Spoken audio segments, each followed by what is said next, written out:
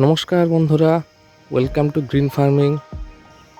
আজকের কিছু আম হারভেস্ট করব, যেগুলো পেকে গেছে। দেখুন, মোটামুটি এগুলো কালার চলে এসছে। একটু লক্ষ্য করে দেখুন,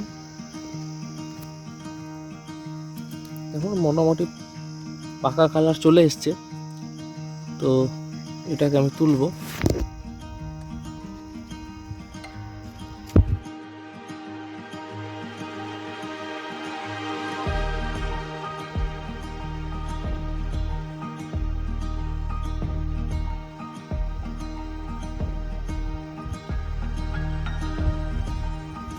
আটা থেকে একটা সুন্দর স্মেল বার হচ্ছে, জানো, পুরো আটাটা সাদা।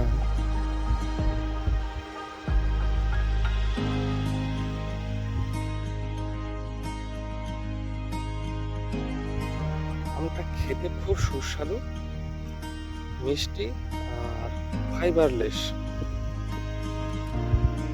মানে একটু যদি আমি গায়ে হাত দিলাম পড়ে গেল, তো হালকা যদি ঝড় হয় বা কোনো পাখি এসে যদি বসে, তো কিন্তু এগুলো পড়ে যাবে। আর যেহেতু এটা ফাঁকা জায়গা, মানে এরিয়াটা অনেকটা ফাঁকা, কেউ নেই, লোকজন খুব কম আর কি, সুতরাং একটু সমস্যা থাকে আর কি। কেউ যদি বা তুলে নিয়ে চলে যায়, সেই জন্য পাখার সময় হয়ে এসেছে। আমারটা দেখুন কত সুন্দর।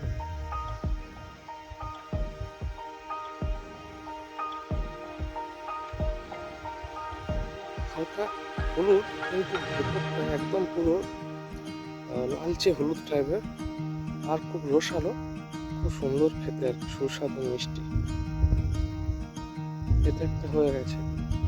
তো এটার সাথে এটাও আমি তুলবো, হারভেস্ট করবো।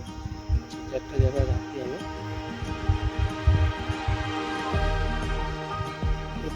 এটাও দেখুন, এটাও কালার মোটামুটি হয়ে এসছে।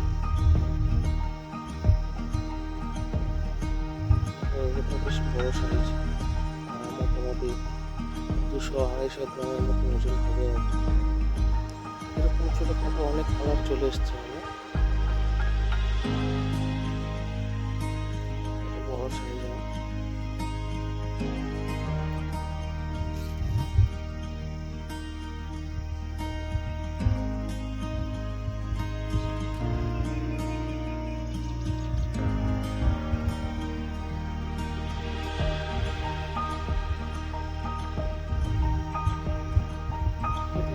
এটার সঙ্গে আরও যে দুটো আম আছে, এগুলো কালার হয়ে এসছে। এগুলো হয়তো আজকালের মধ্যে আরও ভালো বেশি কালার হয়ে যাবে, টান হয়ে যাবে। এগুলো বাড়িতে রেখে দেবো। রেখে দেওয়ার পর মোটামুটি একদিন পর একদম পুরো আরও ভালো পেকে যাবে।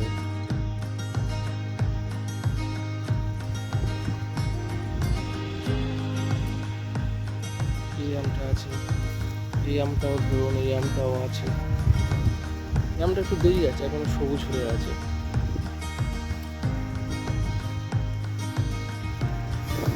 তো যাই হোক, আজকে দুটো আম হারভেস্ট করলাম। দুটো আম প্রায় অনেকটা বড় সাইজ, প্রায় 400-500 কাছাকাছি ওজন হবে আর কি।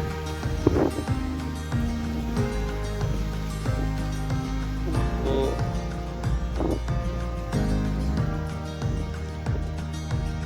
অন্যান্য আম আছে, এগুলো এই আমগুলো এখন খারাপ আছে এবং সবুজ হয়ে গেছে। এইগুলো সবুজ হয়ে আছে।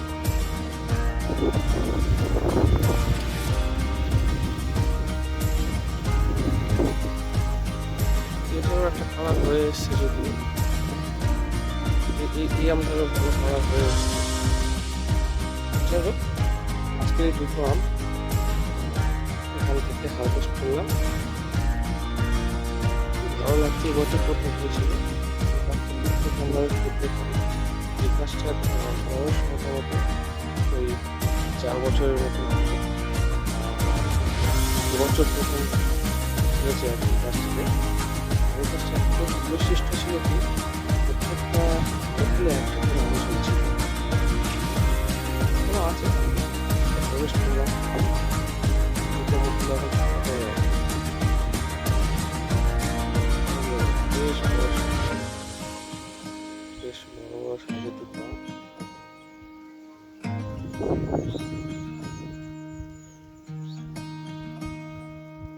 প্রত্যেকে সুস্থ থাকবেন, ভালো থাকবেন। প্রত্যেকের আপনাদের গাছের ফুল ফল ভরিয়ে তুলুন। সকলকে ধন্যবাদ।